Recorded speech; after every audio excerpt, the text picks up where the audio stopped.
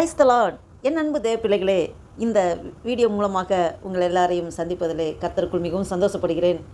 இன்றைய ஜீவ அப்பமாக நாம் இன்றைய நாளில் எந்த வசனத்தை தியானிக்க இருக்கிறோம் சற்று நேரம் ஆராய்வோம். 2 கொரிந்தியர் 3ஆம் அதிகாரம் 5ஆம் வசனம்.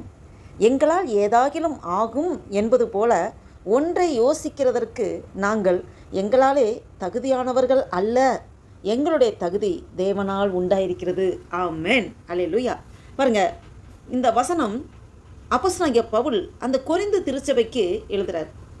பாருங்க, இதில் ஆழமான ஒரு ஆவிக்குரிய உண்மையை அப்போஸ்தலனாகிய பவுல் வெளிப்படுத்துகிறார்.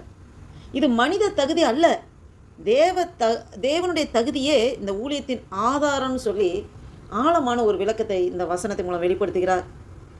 எங்களால் ஏதாவது செய்யத்தக்கவர்கள் என்று என்ன அவர் பவுல் சொல்கிறார்னா, பவுலோட அறிவு, அவரோட கல்வி, அனுபவம், இந்த அப்போஸ்தலர்ங்கிற அந்த பதவி ஆகிய இந்த காரியங்களை எதுவுமே அவர் நம்பவில்லை. அவர் சொல்வது என்னென்னா, நாங்கள் எங்களுடைய சொந்த பலத்தாலே இதை செய்யவில்லைன்னு சொல்கிறார். ஆமென். இந்த ஊழியம் மனித திறமையினாலே உருவானது அல்ல என்று அழகாக விளக்குகிறார். ஒரு உண்மையான தேவ ஊழியக்காரனாகிய மனநிலையை இதை அழகாக காட்டுது. தேவன் இல்லாமல் மனிதன் ஆவிக்குரிய பலனை உண்டாக்கவே முடியாது. ஆமென். அப்போ எங்களை பற்றி நாங்களே எண்ணுகிறதில்லை என்று அவர் அவ்வளோ ஒரு தாழ்மையாக பணிவாக அவர் அப்போஸ்தலனாகிய பவுல் விளக்குகிறார். அவர் தன்னை உயர்த்தவே இல்லை. தன்னம்பிக்கை அதான் தன்னம்பிக்கையில் தான் நான் அச்சீவ் பண்ணுறேன் அப்படின்னு அவர் சொல்லவே இல்லை. நான் முடியும் என்ற அந்த மனுஷனோட அந்த பெருமை குணம் அவருக்கு சுத்தமாக கிடையாது. ஆவிக்குரிய வாழ்க்கையில் மிகப்பெரிய ஒரு அபாயகரமான ஒரு காரியம் என்னென்னா, நான் தான் செய்தேன் அப்படின்னு நம்ம எண்ணத்திலேயோ சிந்தைகளோ ஒருபோதும் வந்து விடக்கூடாது. எண்ணெய் இல்லாமல் உங்களால் ஒன்றும் செய்ய முடியாது என்று தேவன் சொல்லியிருக்கிறார். ஆமென். அப்போ நம்மளை எடுத்து பயன்படுத்துகிற தேவன் களிமண், நம்ம ஒரு களிமண். தேவன் அவர் குயவனாக இருந்து நம்மளை உருவாக்குகிறார். ஆமென். நம்மளை உருவாக்கி ஷேப்பன் பண்ணி அவருக்கு உகந்த பாத்திரமாக எடுத்து பயன்படுத்துகிறார். அப்போ நம்மளை அவர் உருவாக்கி அவரோட ஊழியத்தை செய்வதற்கு அவர் நம்மளை மோல்டப் பண்ணுகிறார். அப்போ நம்ம ஆண்டவர் சொல்லுக்கு அப்படியே கீழ்ப்படிச்சு நம்ம நடக்கணும். நான் செஞ்சேன், நான் சாதிச்சேன், நான் தான் இதெல்லாம் பண்ணேன்னு நம்ம எண்ணத்தில் சிந்தைகள் கூட வரக்கூடாது. இந்த வசனம் சொல்வது தேவன் இல்லாமல் நான் ஒன்றுமே கிடையாது, நத்திங். அப்போ எங்களுக்கு உள்ளான தகுதி தேவனால் உண்டாயிருக்கிறது என்று அவர் சொல்கிறார். இதுதான் அந்த வசனத்தோட ஆழமான பகுதி. தகுதி என்கிற வார்த்தையை நம்ம பார்க்கும்போது போதிக்கிறதுக்கு நமக்கு ஒரு தகுதி, ஊழியம் செய்கிற ஒரு தகுதி, ஆத்துமாக்களை நடத்துகிற ஒரு தகுதி, சுவிசேஷத்தை சுமந்து கொண்டு போய் அனைவருக்கு சொல்லுகிற ஒரு தகுதி, இவை எல்லாமே மனித முயற்சியால் வருவதே கிடையாது. தேவன் கொடுக்கிற கிருபை. நாம் நிற்பதும் நிர்மூலமாக இருப்பதும் ஆண்டோட சுத்த கிருபை. இதை கேட்டுக்கொண்டிருக்கிற என் அன்பு தேவ பிள்ளைகளே, இந்த வசனத்தின் மூலம் ஒரு ஆவிக்குரிய உண்மை என்னவென்றால், தேவன் தகுதியானவர்களை மட்டும் பயன்படுத்துவதில்லை, பயன்படுத்த நினைப்பவர்களை தகுதிப்படுத்துகிறார். ஆமென். பாருங்க, எஞ்ஞானும் கல்வி சம்பத்து எல்லாம் ஒன்றுமில்லை குப்பை என்று எண்ணுகிறேன், என் நீதி நியாயங்கள் அழுக்கான கந்தை என்றே உணர்ந்தேன் என் இயேசுவே என்று யார் தன்னை தாழ்த்துகிறார்களோ, நான் ஒன்றும் இல்லாண்டவரே, நத்திங். அந்த ஆயக்காரன் வானத்தை ஏறெடுத்து துணியாமல் தேவாலயத்தில் அந்த உள்ளார கூட வராமல் அவர் வெளியிலே இருந்து மார்பில் அடிச்சுக்கிட்டு பாவியாக என் மீது கிருபையாக இருன்னு சொல்கிறார். பார்த்தீங்களா, அந்த தாழ்மை. ஆண்டவர் அப்படிப்பட்டவர்களை எடுத்து பயன்படுத்துகிறார். பாருங்கள், பவுல்கிட்ட அந்த ஒரு தாழ்மை இருந்தது. அதுதான் ஆண்டவர் அவரை எடுத்து அழகாக உபயோகப்படுத்தினார். பாருங்கள், வேதத்தில் நம்ம பார்த்தோன்னா மோசையை எடுத்து பயன்படுத்துங்கிறாரு. மோசே சொல்கிறாரு, எனக்கு பேச தெரியல, நான் திக்குவாயாக இருக்கிறேன்னு சொல்லி மோசை கொண்டு தான் பயன்படுத்துகிறார். எரேமியா சொல்கிறார், நான் ஒரு சின்ன பையன், எனக்கு ஒன்றும் தெரியாது, நான் சிறுபிள்ளை, நீ சிறுபிள்ளைன்னு சொல்லாத, நீ தான் தீர்க்கதரிசனம் சொல்லணும்னு சொல்லி எடுத்து பயன்படுத்துகிறாரு. பேதுரு பார்த்திங்கன்னா, அவர் ஒரு மீன் பிடிக்கிறவர், படிப்பறிவே இல்லை, நீ என்னோடய ஊழியத்தை செய்யின்னு சொல்லி தான் ஆண்டவர் எடுத்து பயன்படுத்துகிறார். தேவன் அவர் யாரை எடுத்து பயன்படுத்தணும்னு அவர் தீர்மானம் பண்ணியிருக்காரோ எடுத்து பயன்படுத்துவார்.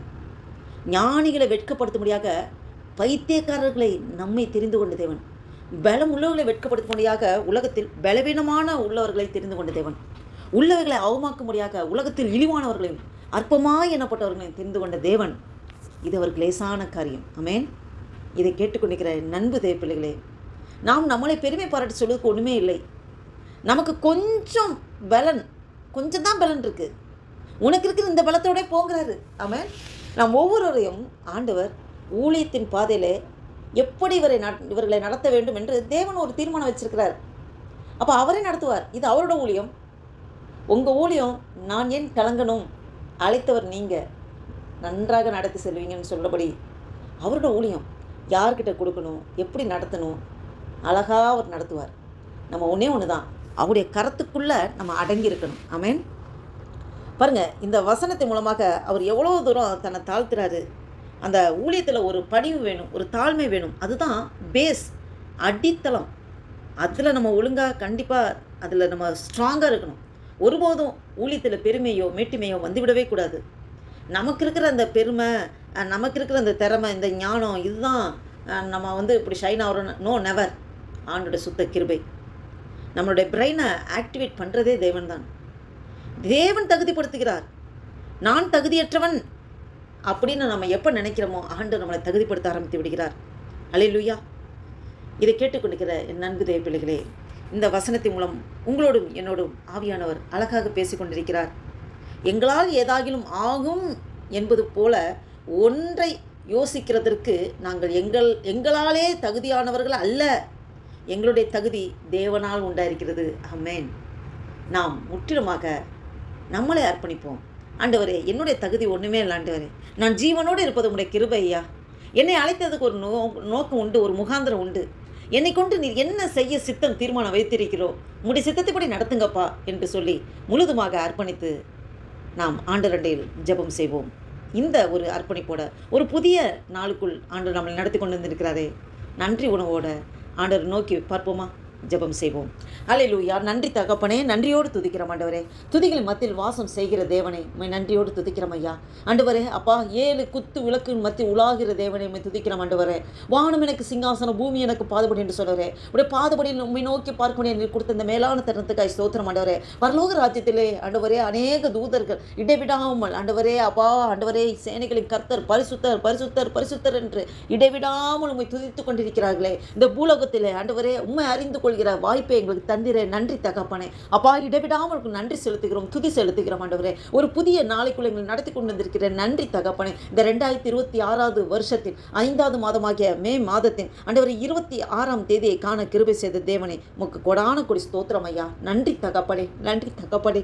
அப்பா, இந்த வாசித்த வேத வசனத்தின்படி ஆண்டவரே அப்பா, எங்களால் ஆண்டவரே எங்களோட சுய முயற்சி ஒன்றுமே எல்லாம் ஆண்டவரே அப்பா ஸ்தோத்திரம். உங்களுடைய கிருபை ஆண்டவரே எங்களை தகுதிப்படுத்திக்கிறதுக்கு எங்கள்கிட்ட எந்த ஒரு நற்காரியமும் எதுவுமே கிடையாதப்பா ஆண்டவரே. நீங்கள் கொடுக்குற கிருபை, நீங்கள் கொடுக்குற தயவு, நீங்கள் கொடுக்குற இரக்கம் ஆண்டவரே அப்பா ஸ்தோத்திரம். எங்களுடைய தகுதி உம்மாலே உண்டாயிருக்கிறது ஆண்டவரே அப்பா ஸ்தோத்திர கத்தாவே. இந்த வீடியோவை கேட்டுக்கொண்டு பார்த்து கொண்டு ஒவ்வொருவரையும் ஏசப்பா நீங்கள் ஆசீர்வதிக்க கிருபைக்காக ஸ்தோத்திரம் ஆண்டவரே. எங்களை முற்றிலுமாக தாழ்த்துகிறோம். எங்களை கொண்டு நீர் என்ன செய்ய சித்தம் தீர்மானம் வைத்திருக்கிறோம் உடைய சித்தத்தை படி நடத்துங்கப்பா ஆண்டவரே. நன்றி தகப்பனே. அப்போஸ்தலனாகிய பவுல் போல ஆண்டவரே அப்பா, எங்கள் ஒவ்வொரு ஆண்டவரே நாங்கள் எங்கள் ஒவ்வொருவரோட அர்ப்பணிப்பையும் நீங்கள் ஏற்று அங்கீகரிக்கிறதுக்காக ஸ்தோத்திரம். எங்கள் ஒவ்வொரு ஊழியத்தில் எப்படி நடத்த வேண்டும் என்று சித்தம் வைத்திருக்கிறோம் உடைய சித்தத்தைப்படி நடத்துங்கப்பா ஆண்டவரே. உமக்காக ஆண்டவரே அப்பா ஸ்தோத்திரம், எங்களுக்காக எங்கள் ஒவ்வொருவருக்காக ஆண்டவரே அப்பா ஸ்தோத்திர கத்தாவே பரலோக ராஜ்யத்துக்குள் கொண்டு சேர்க்க வேண்டும் என்பதற்காக உமையே ஜீவபலியாக ஒப்பு கொடுக்கிறேன். நித்திய ஜீவனை எங்களை தந்திருக்கிறேன் ஆண்டவரே. உமக்காக ஆண்டவரே அப்பா எங்களே முழுவதுமாக அர்ப்பணிக்கிறோம் ஆண்டவரே.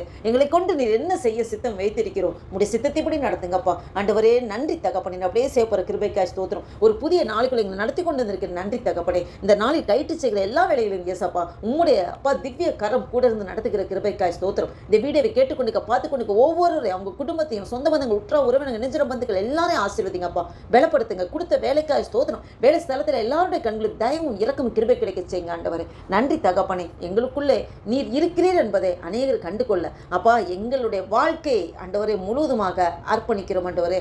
கிறிஸ்துவே உம்முடைய நாமம் மகிமைப்படட்டும் ஆண்டவரே. நீங்க பெருகணும், நாங்க சிறுகணும் ஆண்டவரே. நன்றி தகப்பனே. அப்படியாக ஆண்டவரே ஜெபத்தை கேட்டு நீர் அதன்படி ஆசீர்வதிக்க கிருபைக்காய் ஸ்தோத்திரம். எங்களே முற்றிலுமாக தாழ்த்தி ஒப்பு கொடுக்கிறோம், அர்ப்பணிக்கிறோம். உடைய நாமம் ஒன்றே மகிமைப்படட்டும். ஆசீர்வதிங்க, பலப்படுத்துங்க. இயேசு கிறிஸ்துவின் நாமத்தினாலே ஜெபிக்கிறோம் ஜீவனுள்ள எங்கள் நல்ல பிதாவே. Amen, amen. Praise the Lord. Thank you Jesus.